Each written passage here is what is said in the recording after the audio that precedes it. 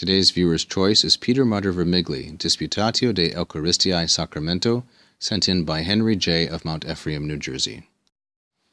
Disputarunt primo die, qui fuit viginti et octo Maii, anno 1549, Dominus Petrus Martyr, et Doctor Gulielmus Trashamus, coram visitatoribus regiis, ex quibus clarissimus vir Dominus Coxus Oxoniensis, Universitatis Concellarius, antequam disputatio iniretur, in hanc sententiam est prefatus. Here you can see a nice drawing of Peter Martyr Vermigli, Theologus, as it says here, and here are his dates, 1499 to 1562.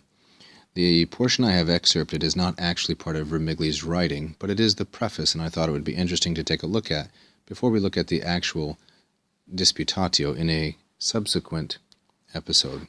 It begins with Disputarunt, and this, of course, is a syncopated third plural perfect indicative. The full form would be disputaverunt, like so. And this portion is left out because it adds an extra syllable. It's a kind of abbreviation, disputarunt.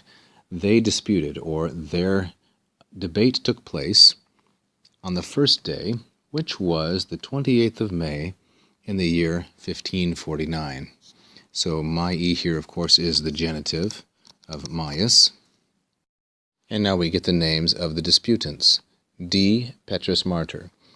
The D here stands for Dominus, meaning Mr., or the esteemed, the reverend, something like that. Master or Mr. Peter Martyr, and, there's the ampersand, Doctor, this is an official academic title, Gulielmus, or William, Tresham. And it took place coram. This is a preposition which always takes the ablative, preposition plus ablative. Many readers might be familiar with it from the common expression coram Deo, in the presence of or in the face of. It took place in the presence of visitatoribus regiis, royal visitors, princes, princesses, kings, queens, etc. And that's the end of the first sentence. This period here and that period, those are indications of dates. They are not ending the sentence.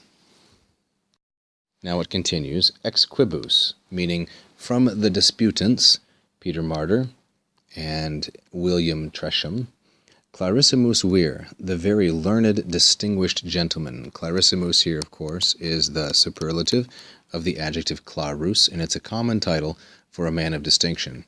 The very learned man, again, Dominus Coxus Oxoniensis, Mr. Cox, who was of Oxford, Oxoniensis. He was the Concellarius, in fact, Oxoniensis Universitatis. He was the chancellor of Oxford University. What did he do?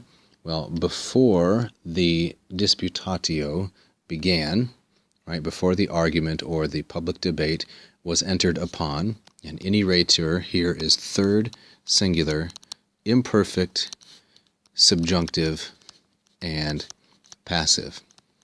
It's used here with antequam, a temporal clause. Before the dispute began, this is how you say to begin a dispute, say that it is entered upon in the passive. This man Cox added a preface, est prefatus, and preface means to speak before, pri and for, added a preface in the following statement, in the following sentence.